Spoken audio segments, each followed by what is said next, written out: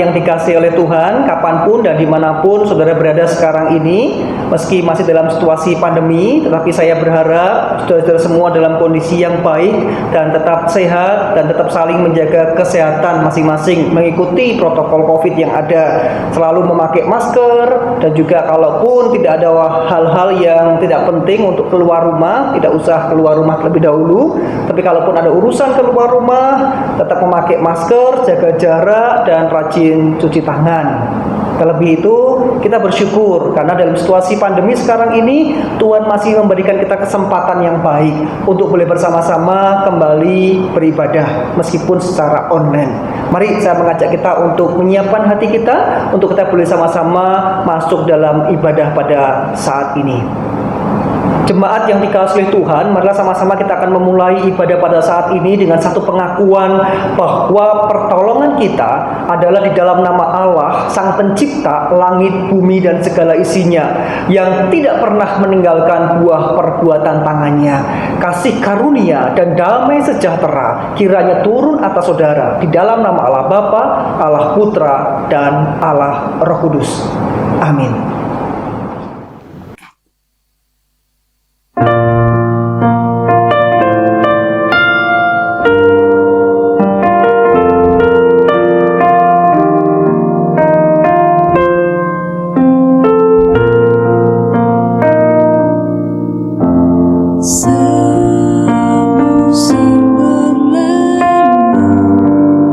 Namun kau selalu lihat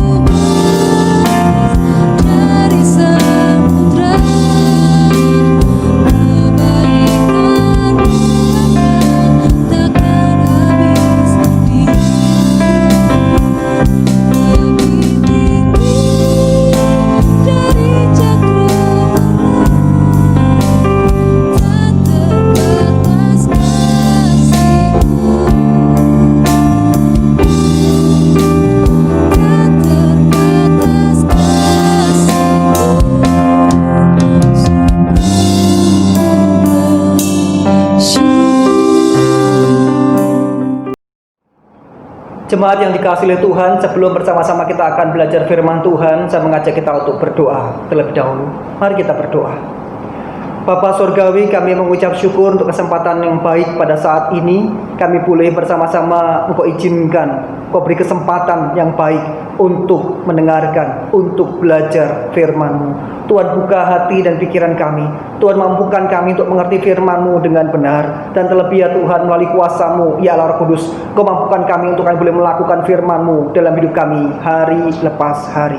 Kami sambut firman-Mu ya Tuhan dengan penucapan syukur di dalam nama Tuhan kami Yesus Kristus. Amin. Jemaat yang dikasihi oleh Tuhan, saya mengajak kita untuk memperhatikan firman Tuhan yang terambil dari 1 Korintus pada pasal yang ketiga, ayat pertama sampai dengan ayat yang ke-9. Kita akan perhatikan firman Tuhan ini, 1 Korintus pada pasal yang ketiga, ayat pertama sampai dengan ayat yang ke-9. Saya akan bacakan bagi kita sekalian. Tema pada saat ini adalah hidup rukun dalam pelayanan, yang terambil dari 1 Korintus 3 ayat 1 sampai dengan ayat 9. Demikian bunyi firman Tuhan. Dan aku, saudara-saudara, pada waktu itu tidak dapat berbicara dengan kamu seperti dengan manusia rohani, tetapi hanya dengan manusia duniawi yang belum dewasa dalam Kristus. Susulah yang kuberikan kepadamu, bukanlah makanan keras, sebab kamu belum dapat menerimanya, dan sekarang pun kamu belum dapat menerimanya, karena kamu masih manusia duniawi. Sebab jika di antara kamu ada iri hati dan perselisihan, bukankah hal itu menunjukkan bahwa kamu manusia duniawi, dan bahwa kamu hidup secara manusiawi? Karena jika yang seorang berkata, aku dari golongan Paulus, dan yang lain berkata, aku dari golongan Apolos, bukankah hal itu menunjukkan bahwa kamu manusia duniawi yang bukan rohani? Jadi, apakah Apolos? Apakah Paulus? Pelayan-pelayan Tuhan yang olehnya kamu menjadi percaya, masing-masing menurut jalan yang diberikan Tuhan kepadanya. Aku menanam, Apolos menyiram, tetapi Allah yang memberi pertumbuhan. Karena itu yang penting bukanlah yang menanam atau yang menyiram, melainkan Allah yang memberi pertumbuhan. Baik yang menanam maupun yang menyiram adalah sama, dan masing-masing akan menerima upahnya sesuai dengan pekerjaannya sendiri.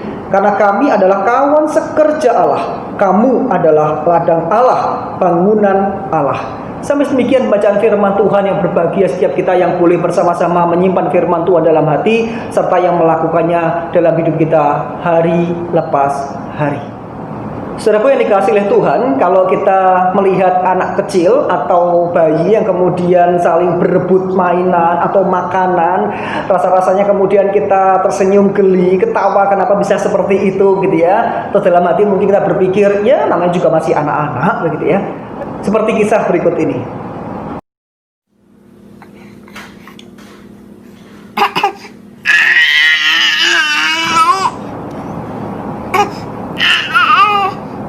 Bayi yang menggemaskan, bayi yang lucu, tapi kemudian tiba-tiba saling berebut, kemudian satunya nangis, satunya kemudian merebut mainannya, makanannya,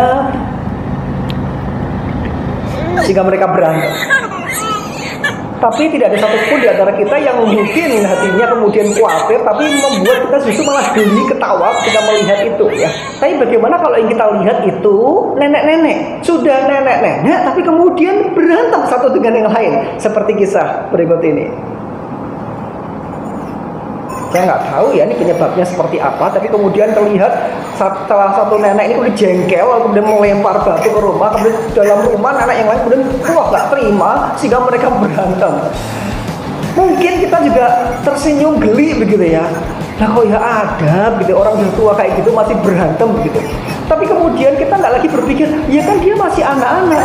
Tapi kita akan berpikir dia seperti kanak-kanak, sudah dewasa tapi masih kanak-kanak, sudah dewasa tapi pola pikirnya, tingkah lakunya masih kanak-kanak. Tentunya ini memalukan keluarga. Anak-anaknya saya nggak tahu betapa malunya anak-anak lihat kemudian ibunya seperti itu yang berantem, atau neneknya seperti itu yang berantem begitu ya.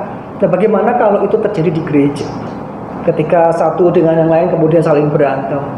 ada iri, dengki satu dengan yang lain, ada perselisihan, terus kemudian dipupuk subur sehingga kemudian satu orang demi satu orang berkembang satu kelompok lagi, kemudian saling berantem di situ.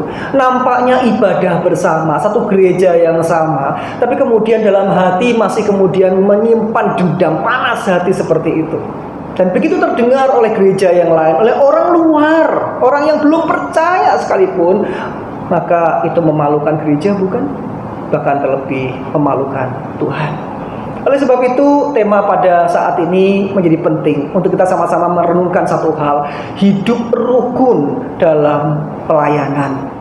Ini pun dialami oleh jemaat yang ada di Korintus. Ketika Rasul Paulus mendengar apa yang terjadi di jemaat Korintus, ia kemudian menuliskan suratnya kali yang pertama yang sama-sama kita merenungkan pada saat ini. Mari kita lebih lanjut memperhatikan firman Tuhan pada saat ini, supaya kesalahan yang dialami oleh jemaat Korintus tidak kita ulangi, sehingga kita bisa menghindari kesalahan yang sama, lalu kita bisa menghidupi dan menjalani kehidupan dalam pelayanan hidup yang rukun itu dan menyenangkan dan memuliakan Tuhan. Sebetulnya apa yang terjadi dalam jemaat di Korintus pada waktu itu? Kalau kita perhatikan secara keseluruhan 1 Korintus ini, kita bisa melihat apa yang sesungguhnya terjadi yang ada di jemaat Korintus pada waktu itu. Dikatakan di pasal yang pertama, ternyata jemaat di Korintus itu kemudian belajar filsafat dunia dan mempercayai dan mencampur adukkan filsafat dunia dengan kebenaran firman Tuhan. Lalu kemudian ada iri hati dan pertengkaran, ada kesombongan di pasal yang ketiga, ada percabulan di pasal yang kelima, ada yang kemudian mempersoalkan perkara-perkara yang tidak berarti ke pengadilan dunia di pasal ke-6. Bahkan kemudian hadir dalam pesta pora penyembahan berhala di pasal yang ke-8. Lalu ada perpecahan yang mementingkan diri sendiri di pasal ke-11. Lalu kemudian ada penolakan pengajaran Rasul pada waktu itu di pasal yang ke-14. Ini yang terjadi. Mereka jemaat yang aktif, mereka jemaat yang kemudian ke gereja luar biasa, pelayanan luar biasa.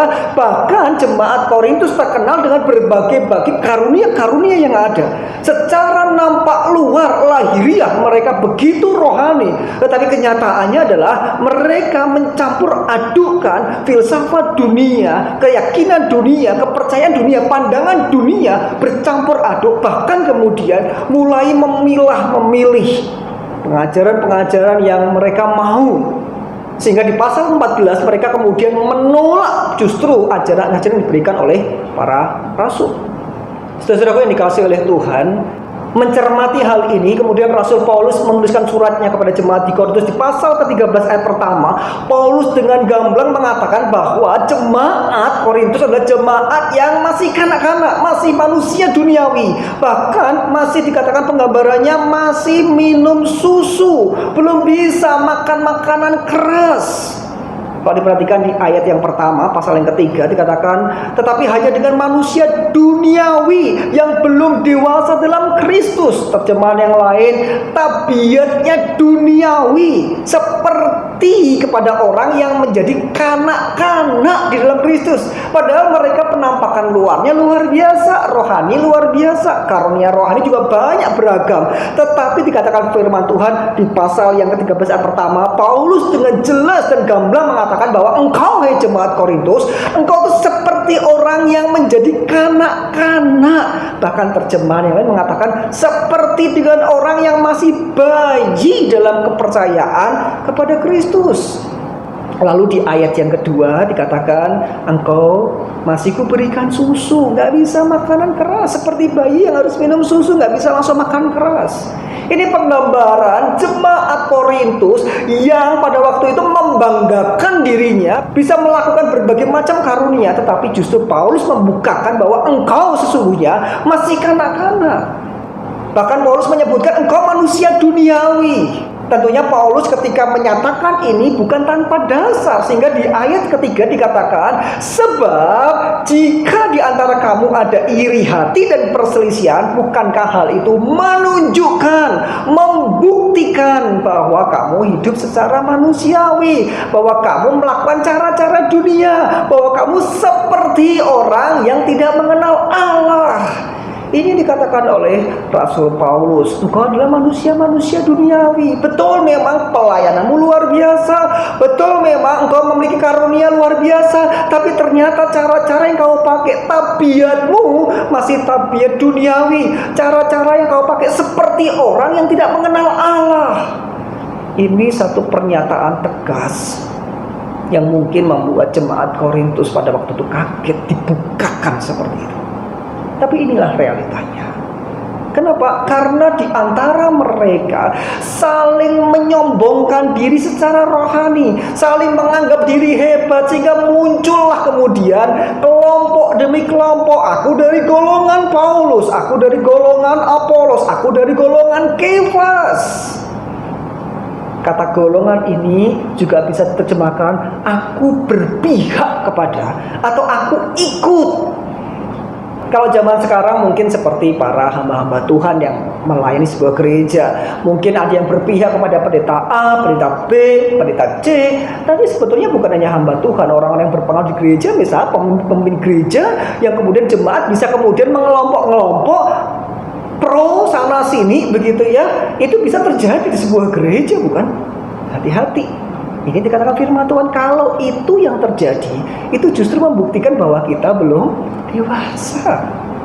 Meskipun kita bertahun-tahun melayani, meskipun kita berulang kali menduduki sebuah jabatan gerejawi, meskipun kita luar biasa punya karunia rohani, tetapi kalau itu terjadi, sesungguhnya kita belum dewasa.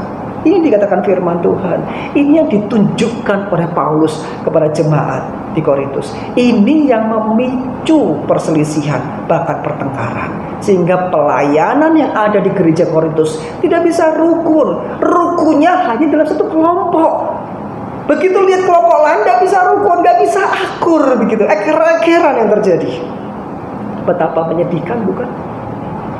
Meskipun juga pada waktu itu Paulus juga ada banyak pengikutnya. Kan aku dari golongan Paulus, aku dari golongan Apolos, aku dari golongan Kefas. Ada juga mengatakan aku dari golongan Kristus. Sehingga terpecah-pecah. Tapi sebagai Paulus, dia gak kemudian bangga, ini semua karena aku, ini semua karena pelayananku. Tidak, tapi justru Paulus mengingatkan bahwa aku, Apolos, Kefas itu sama rekan sekerjanya Allah. Dikatakan di ayat kelima bahwa semua inilah pelayan-pelayan Tuhan. Mereka itu pelayan saja, atau kami hanya pelayan Allah. Tidak lebih dari itu, kami hanya alatnya Allah yang dipakai untuk melayani di sini. Satu konsep yang benar yang kemudian ditegaskan kembali oleh Rasul Paulus kepada jemaat di Korintus, bahwa tidak kemudian membanding-bandingkan dengan hamba Tuhan satu dengan hamba Tuhan yang lain, dengan kelompok satu dengan kelompok yang lain. Yang ujung-ujungnya apa? Aku yang paling hebat. Yang ujung-ujungnya apa? Memandang rendah yang lain. Ini berbahaya. Ini yang memicu kerusuhan. Ini yang memicu keributan. Ini yang memicu perpecahan gereja. Sampai-sampai ada rekan saya, dia pinter main musik, dia pinter untuk paduan suara, dia bisa bass, bisa tenor, bahkan juga bisa alto dan sopran, bayangin, bisa luar biasa. Tetapi kemudian dikatakan aku tidak mau ikut paduan suara, kelompok paduan suara manapun tidak mau. Kenapa? Karena kecenderungan kalau aku paduan suara itu, kalau orang seperti aku pasti akan diincar, dan betul dia diincar ke paduan suara itu, yang kemudian merasa superior, memandang paduan suara yang lain, ini Sekia, ini masih anak-anak, ini masih cek-cek, masih belajar. Kita ini yang dari awal gereja berdiri, paduan suaranya hebat, bisa baca not. Kalau kamu mah nggak bisa, cuma dengarkan YouTube kan, sudah pinter kamu. Mulai kemudian superior, lalu kemudian underestimated kepada orang lain, memandang rendah orang lain, kelompok lain, sehingga dia mengatakan aku tidak mau ikut paduan suara manapun. Tetapi ketika ada paduan suara gabungan dari anak-anak, remaja, pemuda, dewasa sampai lansia, dia ikut, dan suaranya yang bagus, bisa diandalkan. Bahkan dia bisa membaca notasi juga. Wah, dia diandalkan. Tapi kemudian dia tidak mau terjebak kepada pengelompokan yang bisa membuat perpecahan. Saya tidak mau mengatakan bahwa paduan suara di gereja itu cenderung memecah belah, bukan. Tetapi ketika saudara mengikuti kelompok manapun di gereja, entah itu kelompok kategorial, entah itu paduan suara atau kelompok apapun, sama, tidak untuk membanding-bandingkan, tapi semua sama, hanya untuk kemuliaan Tuhan. Ini yang dikatakan Paulus di ayat selanjutnya. Fokusnya bukan kelompok-kelompok itu, tapi Tuhan. Dikatakan di ayat ke-6, aku menanam, Apolos menyiram, tetapi Allah yang memberi pertumbuhan. Bahkan kemudian di ayat ke-7 dikatakan, karena itu yang penting bukanlah yang menanam atau yang menyiram, melainkan Allah yang memberi pertumbuhan. Ada terjemahan yang bagi saya menarik, ada penekanan di situ, dikatakan, jadi yang penting adalah Allah. Wah, luar biasa ya.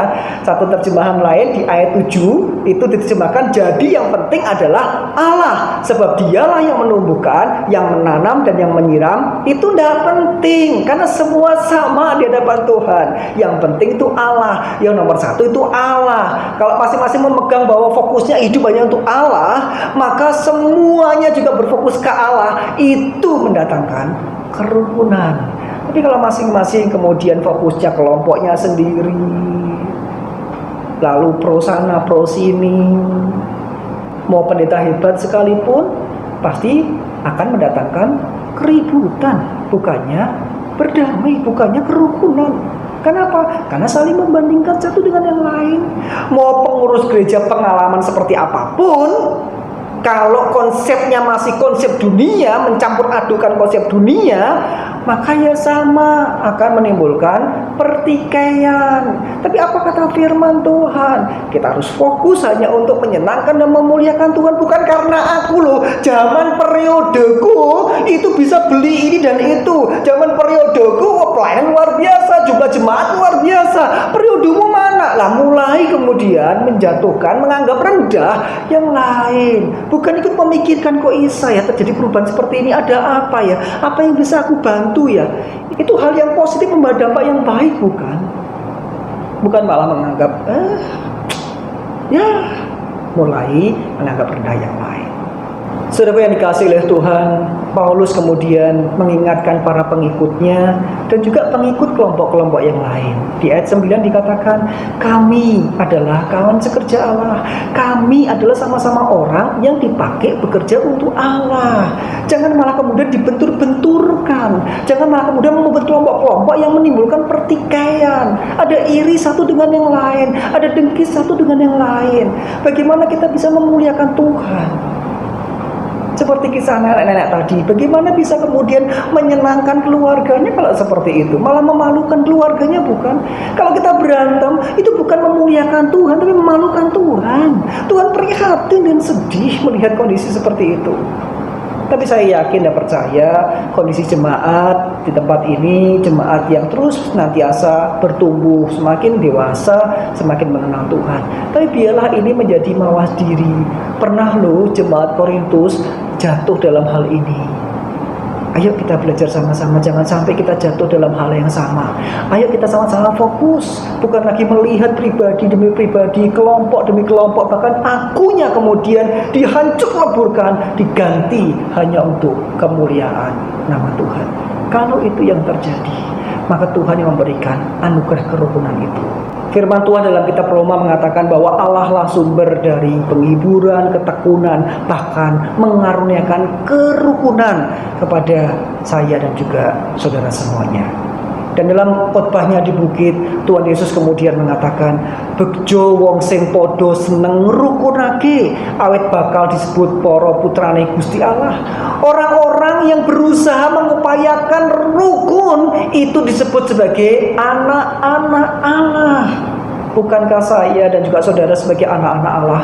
Ayo sama-sama kita seneng rukunake, bukan seneng rusui, bukan seneng membuat onar, bukan seneng membuat pertikaian perselisihan, tapi kita menjadi orang-orang yang membawa damai, peacemaker bukan troublemaker. Tapi kita di gereja dalam melayani adalah orang-orang duta-duta sebagai apa? Peacemakernya Allah. Apakah ada jemaat seperti itu? Ada contoh jemaat mula-mula pada waktu itu. Kisah Para Rasul pasal 4 ayat 32 dikatakan, kabeh sing podo percaya mau podo rukun nunggal ati lan pikiran. Dikatakan firman Tuhan di ayat 32 pasal 4 Kisah Para Rasul. Dikatakan kabeh sing podo percaya mau podo rukun. Sekali lagi ya, podo rukun, bukan sekedar rukun, tapi rukun nunggal ati lan pikiran. Bersatu hati, tapi juga ada kerukunan di situ. Diikat oleh satu kesatuan hati.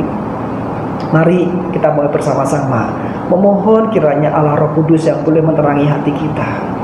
Dengan satu kerendahan hati kita mau datang pada Tuhan, mengupayakan kerukunan dalam pelayanan. Sehingga ketika Tuhan mempercayakan sebuah pelayanan kepada kita boleh responi dengan tanggung jawab dan dengan ucapan syukur, kerendahan hati, tidak untuk membanding-bandingkan, tidak untuk mencari kesombongan pribadi, tapi semata-mata hanya untuk menyenangkan Tuhan. Kiranya firman Tuhan memberkati kita sekalian. Mari kita berdoa. Bapa Surgawi, kami mengucap syukur karena Tuhan memberikan kami kepercayaan untuk boleh melayani-Mu, bahkan menjadi rekan sekerja-Mu. Tuhan, tolong kami, jauhkan kami kiranya dari kesalahan yang pernah dialami oleh jemaat di Korintus ya Tuhan. Ada iri dengki, kesombongan pribadi dan kelompok. Jauhkan semuanya itu ya Tuhan. Kami semua adalah sama di mata-Mu. Kami rekan sekerja-Mu, dan kami mau Engkau pakai ya Tuhan, hanya untuk puji hormat dan kemuliaan bagi nama-Mu. Tolong setiap kami ya Tuhan, berkati setiap kami, sehingga kami boleh menjalani hidup pelayan kami dengan hidup rukun dan nama Tuhan yang dipermuliakan. Di dalam nama Tuhan Yesus kami berdoa. Amin.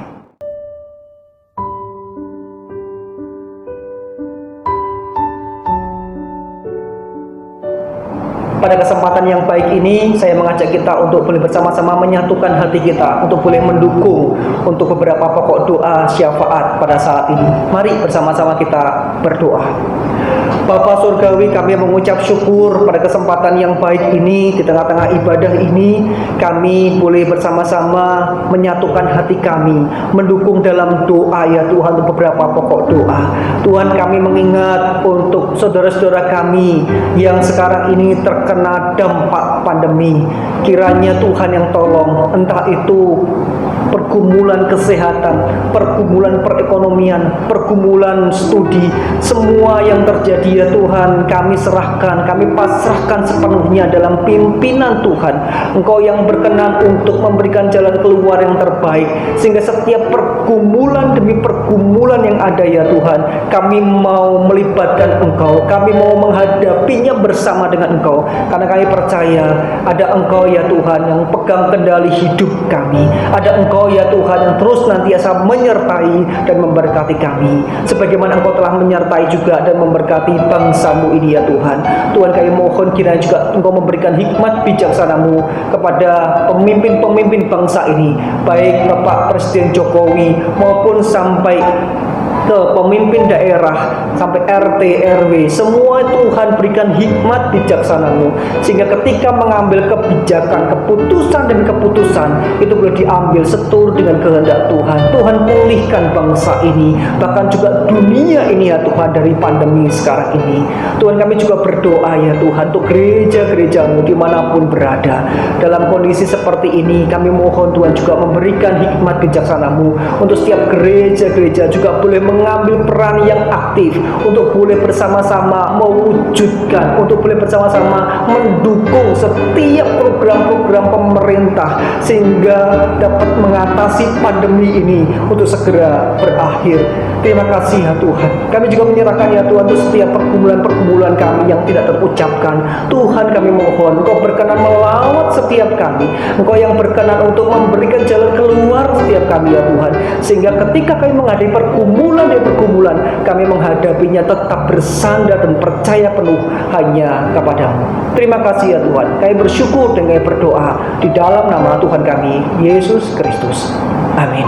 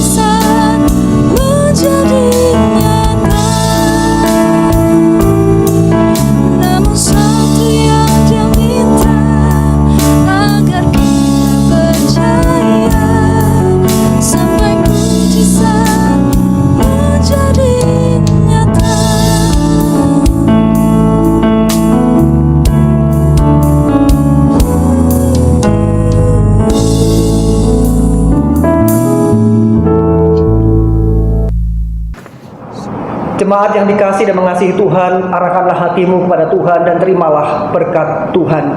Semoga Allah yang adalah sumber ketekunan dan penghiburan mengaruniakan kerukunan kepada saudara semua sesuai dengan kehendak Kristus Yesus, dan dengan pertolongan Allah Roh Kudus saudara dimampukan untuk tetap hidup rukun dalam pelayanan, dalam keluarga, dalam masyarakat, dan dimanapun saudara berada mulai hari ini sampai selama-lamanya. Amin.